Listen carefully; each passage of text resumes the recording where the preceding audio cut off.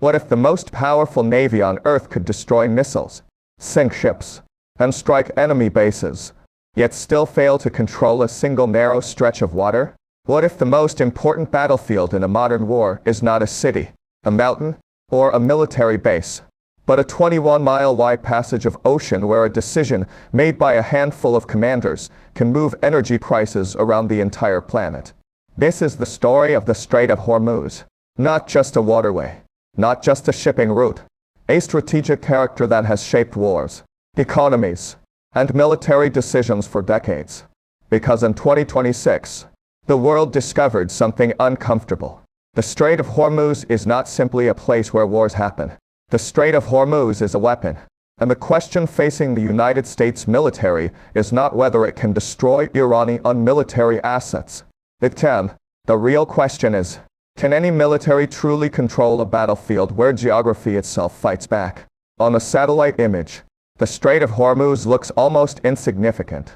A thin blue line connecting the Persian Gulf to the Arabian Sea. To someone looking from space, it appears like a small gap between Iran and Oman. But strategically, this narrow passage is one of the most important locations on Earth. Every day, millions of barrels of crude oil and natural gas move through this corridor. Energy that powers factories in Asia. Fuel that keeps transportation networks moving.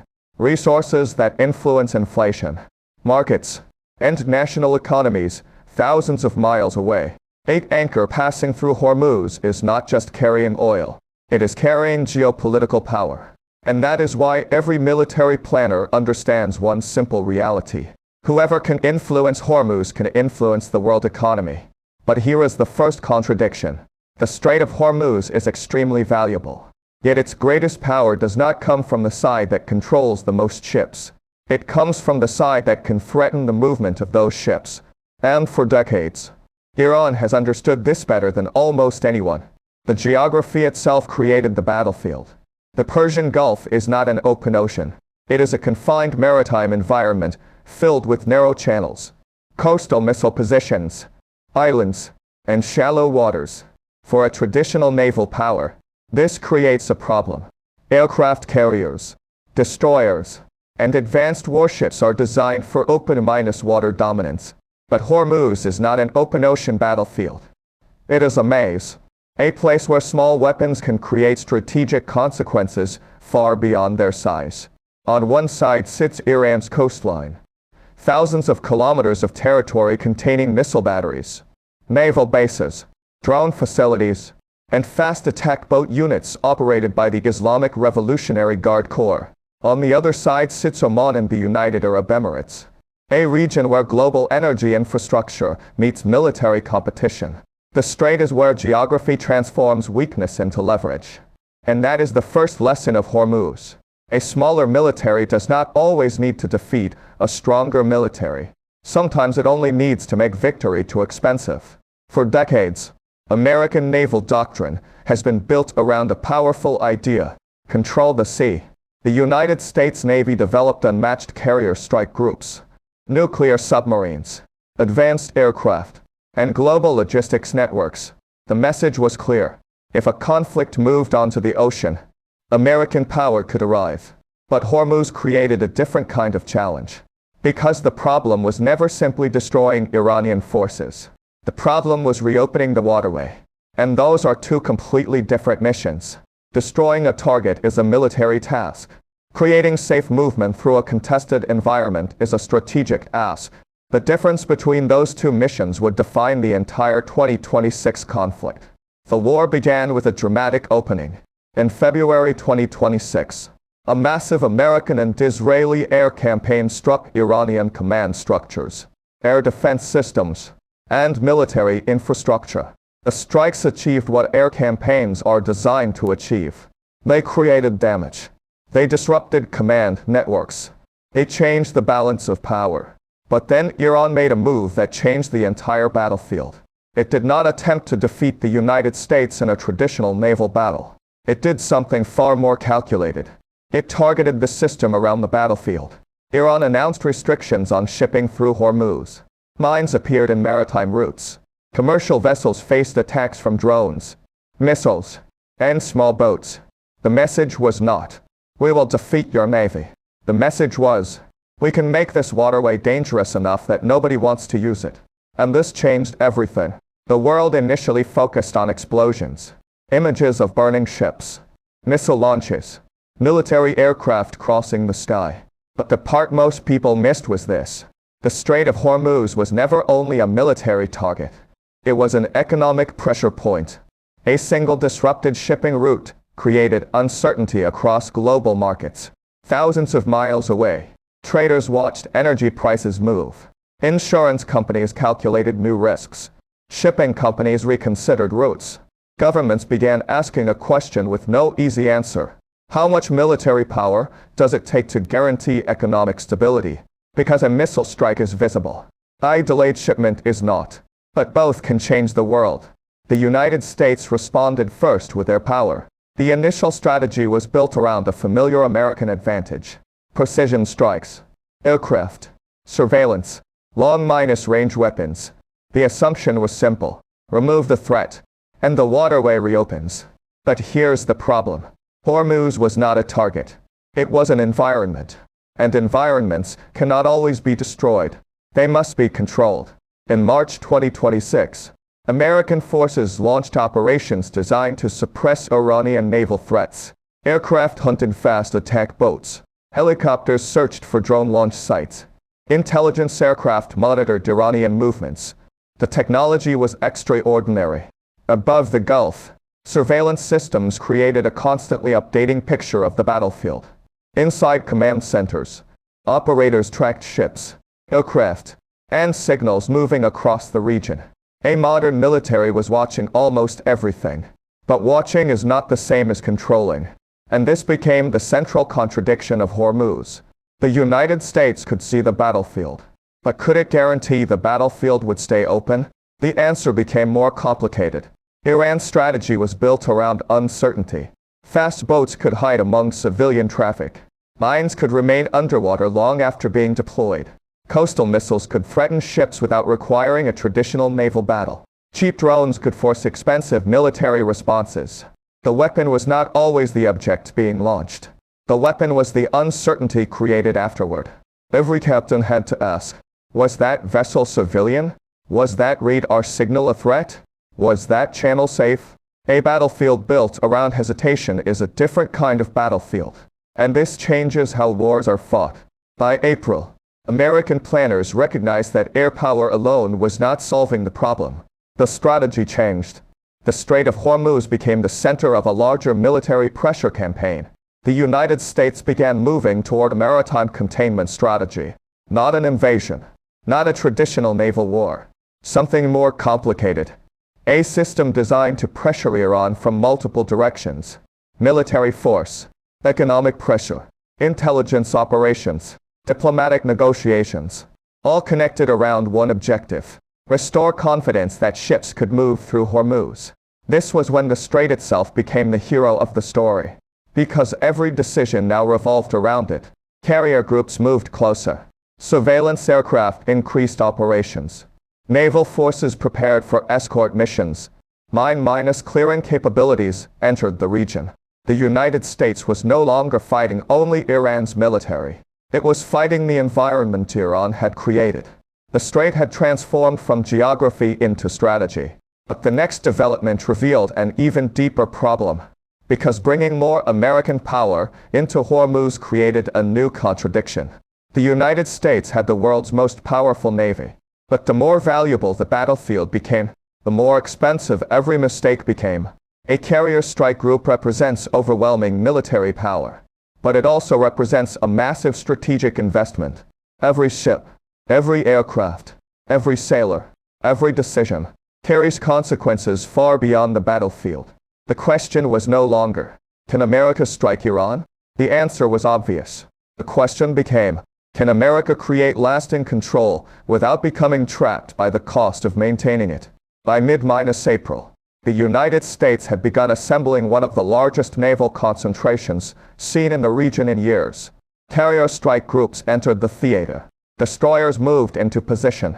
Reconnaissance aircraft increased surveillance. Marine forces prepared for potential maritime security missions. From above, the scene looked like classic American military dominance, power arriving at the battlefield. But the Strait of Hormuz had already changed the rules, because the next phase would not be decided only by who had the biggest weapons. It would be decided by who could manage uncertainty longer. And this is the part most people miss. Everyone was watching the ships, the aircraft carriers, the missiles, the military movements. But the real battle was becoming something else. A battle over access. A battle over confidence. A battle over whether global trade could continue under pressure. Because the Strait of Hormuz was revealing a new reality of modern warfare. The strongest military may not always control the battlefield. Sometimes the battlefield controls the strongest military. In the next part, the strategy evolves again. The United States moves from strikes to blockade, from destruction to containment, from fighting weapons to fighting an entire system. Because the biggest question of the Hormuz crisis was never whether America could win a battle. The real question was, can a superpower control a battlefield designed to resist control? The world was watching the ships. 3 American carrier strike groups, dozens of destroyers, advanced surveillance aircraft moving above the Gulf. From the outside, it looked like a familiar story. The United States had brought overwhelming military power into the region. A superpower confronting a regional opponent. A navy built to dominate oceans moving toward one of the most contested waterways on Earth. But the part most people missed was that the carriers weren't ever the entire story. The Strait of Hormuz had already changed the battlefield. Because this was no longer only a contest between fleets. It was a contest between systems. And the system battle would decide whether the world's most important energy corridor could actually function. By mid-April 2026, American planners had reached a difficult conclusion. The first phase of the war had demonstrated one thing clearly. Air power could damage Iranian capabilities. But damage was not the same as control. The strait remained vulnerable. Commercial shipping remained uncertain. Insurance companies remained cautious. Energy markets remained nervous. So Washington moved into a new phase. A maritime pressure campaign. The goal was not to conquer Iran. The goal was to make continued disruption too costly. And that required something much more complicated than airstrikes. It required controlling movement. The United States began shifting toward a naval containment strategy. American forces did not attempt to physically close every mile of the strait. Instead, they focused on controlling the pressure points around it. Iranian ports, shipping routes, military supply networks, naval movements, intelligence collection. The battlefield expanded, and that expansion revealed the hidden nature of modern warfare. The missile launch was only one moment. The real battle happened before the missile was fired. Who detected it? Who predicted it? Who responded faster? Who could keep operating after the first strike? The weapon was visible. The system behind the weapon was not. The Strait of Hormuz became a test of strategic endurance. On satellite imagery, the region looked like a network of movement. Commercial tankers, military vessels, aircraft patrols, unmanned systems. Thousands of decisions happening every hour. Every vessel represented a question. Was it safe? Was it a threat? Was it being monitored? Could it continue moving? This was the invisible battlefield. Not just controlling water, controlling confidence. Because global trade depends on something more fragile than ships. It depends on trust. But here's the problem. A blockade sounds simple when described on a map. Draw a line. Stop ships. Control movement. Reality is far more difficult. Hormuz is not a single doorway. It is a complex maritime environment. Iran has multiple coastal locations. Small boats can move quickly. Civilian traffic creates uncertainty. Mines can remain dangerous long after they are deployed. A military can dominate the sky and still struggle to dominate the water. This is why Hormuz became one of the most challenging naval problems of the modern era. The lesson here is important. Military power is often measured by what a country can destroy. But strategic power is measured by what a country can control. The United States could strike Iranian infrastructure. It could disable missile sites. It could attack naval positions. But the question remained, could it create a stable environment where thousands of civilian ships felt safe enough to return? That is a different mission. And history shows that controlling an environment is often harder than winning a battle inside it. The next transformation came when the strategy moved from pressure to protection. Instead of only threatening Iranian capabilities, American forces began focusing on escort operations. The goal was simple.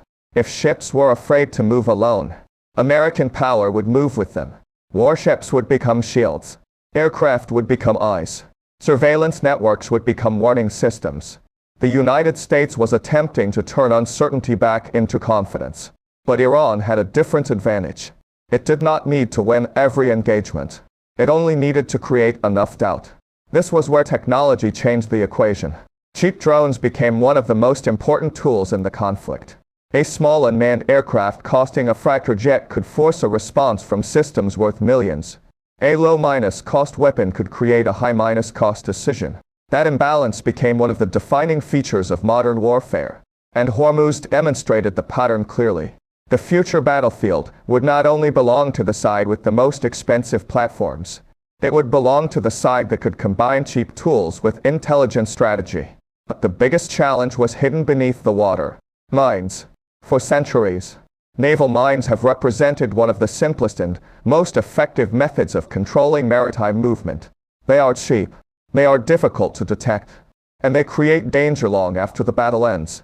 A missile strike can be over in minutes. A minefield can affect a region for months. This changed the entire calculation, because even if negotiations succeeded tomorrow, even if every missile stopped flying, the water itself would still need to be made safe. This changes everything because it reveals a different kind of battlefield. The war is not only happening above the ocean, it is happening underneath it. Sensors, drones, mine-clearing systems, underwater mapping, specialized naval teams. The future of maritime warfare is becoming a competition between visibility and uncertainty. Who can see the hidden threat first? Who can remove it fastest? Who can restore movement before economic damage spreads? By late May and early June, diplomatic efforts began changing the situation again. This created another contradiction. After months of military pressure, the path forward was not a bigger strike. It was negotiation. The same battlefield that required aircraft carriers also required diplomats. The same crisis that involved missiles also involved oil markets. The same conflict that threatened military escalation also threatened global economic stability. This was the true complexity of Hormuz. For battles were happening at once. Military, economic, technological, political. Everyone thought the conflict was about ships and missiles. But the real battle was about decision control. Who could force the other side to change its calculations? Iran wanted to prove that pressure against it would create global consequences. The United States wanted to prove that disruption would create unbearable costs for Iran. Both sides were competing over perception, because in modern conflict, perception influences behavior. Markets react. Governments adjust. Companies reroute. Military commanders hesitate. A strategic advantage is not always a destroyed target. Sometimes it is a decision someone else is forced to make. For a brief period, the pressure campaign appeared to achieve results. Shipping activity began recovering. The threat level appeared lower. Diplomatic channels created limited openings. From the outside, it looked like the layered strategy had worked. Military pressure, economic pressure, negotiation, a combination of tools creating a temporary balance. But here was the problem. Temporary stability is not the same as resolution. And the Strait of Hormuz has always been defined by temporary stability. Then the fragile balance began breaking. New attacks, new accusations, new military responses. The cycle returned. And this exposed the biggest weakness of the entire strategy. The United States could respond. Iran could retaliate. Both sides had options, but neither side had a simple path to a permanent solution. The battlefield itself prevented easy answers. The bigger picture is that Hormuz represents a preview of future conflicts. Not because every future war will happen in a narrow waterway, but because the strategic problem is becoming universal. Modern militaries are discovering that dominance is harder when the battlefield is connected. A missile attack affects shipping. A shipping